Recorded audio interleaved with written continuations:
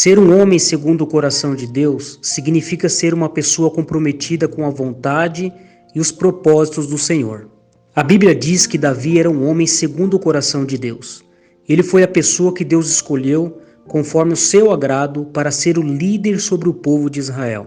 Ao conhecermos a história de Davi, podemos questionar os seus erros e os seus acertos. E logo podemos indagar dizendo: ser um homem segundo o coração de Deus significa ser perfeito? Ao ouvir esta mensagem de reflexão até o final, você poderá extrair conhecimentos de grande valor. Lemos que Davi era um homem segundo o coração de Deus no contexto da sucessão no trono de Israel, conforme o primeiro livro de Samuel, no capítulo 13 e no versículo 14. Naquela época, Saul reinava sobre os israelitas, mas ele acabou fazendo o que era mal perante o Senhor, e por isso foi rejeitado.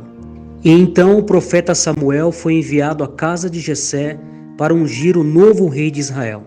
Dentre os filhos de Jessé, o menor de sua casa, chamado Davi, foi o escolhido do Senhor.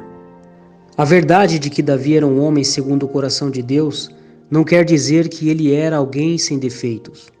Ao contrário disso, a Bíblia afirma a natureza pecaminosa de Davi. Ele próprio, em vários de seus salmos, reconhece a miséria de seu pecado. Inclusive, um dos episódios mais marcantes da história de Davi é aquele em que ele, repreendido pelo Senhor através do profeta Natã, por causa de seu grave pecado envolvendo Urias e Betseba, conforme o segundo livro de Samuel, no capítulo 12. Mas então, como alguém imperfeito poderia ser chamado de homem segundo o coração de Deus? O Salmo 51 nos ajuda a entender esta questão, porque ele tinha em sua consciência a realidade de sua natureza pecaminosa. Ele diz: eu conheço as minhas transgressões, e o meu pecado está sempre diante de mim. Eu nasci em iniquidade, e em pecado me concebeu a minha mãe. Salmo 51, versículo 3 ao 5. A primeira lição que aprendemos é que um homem segundo o coração de Deus, ele tem plena consciência da sua natureza pecaminosa. Um homem que reconhece os seus pecados e as suas transgressões, permite com que Cristo Jesus, o ressurreto, aquele que morreu por nós, que purificou os nossos pecados e nos deu acesso a Deus, possa dar continuidade em sua história. E não somente isso, mas garantir a ele a salvação e vida eterna. Paulo, escrevendo aos Romanos no capítulo 6 e no versículo 23, ele diz: porque o salário do pecado é a morte, mas o dom de Deus é a vida eterna, por Jesus Cristo nosso Senhor.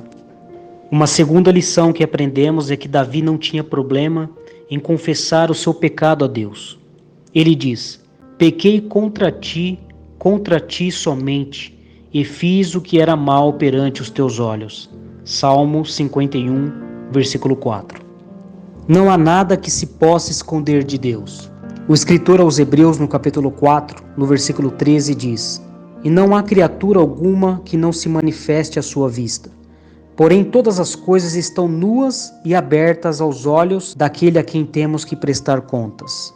Trazendo para os nossos dias, sabemos que Jesus é o nosso advogado junto ao Pai. Que Deus possa encontrar em nós corações contritos, dispostos a confessar os nossos pecados, porque aquele que confessa e deixa, ele alcança a misericórdia. Quando confessamos os nossos pecados diante do nosso Deus, nos tornamos alguém segundo o seu coração. Uma terceira lição que podemos aprender é que Davi demonstrava genuíno arrependimento diante de seus pecados. Ele não se conformava em ficar no erro. Ele clamava pela misericórdia de Deus para que suas transgressões fossem apagadas.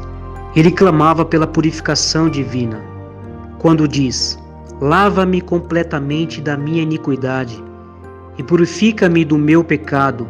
Salmo 51, versículo 2. Quando cometemos algo que infringe os propósitos de Deus sobre nossas vidas, mas demonstramos profundo arrependimento, isso faz de nós ser alguém segundo o coração de Deus. Davi entendia que sua comunhão com Deus dependia da graça divina e não da força de sua vontade. Ele sabia que seu coração era enganoso, quando diz: cria em mim, ó Deus, um coração puro e renova dentro de mim um espírito inabalável. Salmo 51:10. Com isso aprendemos uma quarta lição. Ao termos plena comunhão com Deus, confiamos a Ele o nosso coração.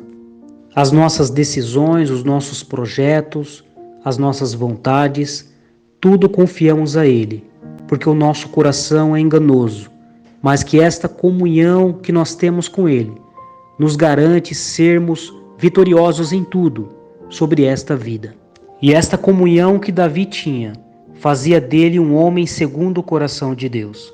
A preocupação de Davi não era perder o seu poder, sua riqueza ou sua fama.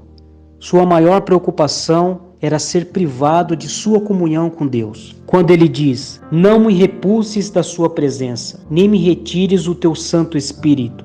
Salmo 51, versículo 11. Quinta lição: aquilo que você tem de mais precioso na sua vida é a comunhão com o seu Deus. Se você sente-se atraído por outras coisas e percebe que esta comunhão tem se perdido, por esta palavra, Jesus te atrai para os teus átrios, para o centro da sua vontade, onde é o lugar seguro e de firmamento eterno. A sexta lição que aprendemos é que Davi era uma pessoa comprometida com a glória de Deus e com a proclamação de sua vontade. Quando ele diz: "Então ensinarei aos transgressores os teus caminhos, e aos pecadores se converterão a ti. Abre, Senhor, os meus lábios, e a minha boca manifestará os teus louvores." Salmo 51, dos versículos 13 ao 15. Um homem segundo o coração de Deus é aquele que proclama a boa notícia de salvação aos homens. É aquele que dá continuidade ao ministério de Jesus. Aquele que tem a mente de Cristo, ao saber que esta humanidade ela está perdida e sem salvação, mas em Cristo Jesus eles alcançarão a vida eterna. Deus procura homens segundo o seu coração, e que Ele possa encontrar em nós o coração que lhe agrada, o coração que lhe apraz, para então cumprirmos a sua vontade, em amor, em glória, em reverência, porque Ele é e sempre será o nosso Deus. Que Deus te abençoe, em nome de Jesus.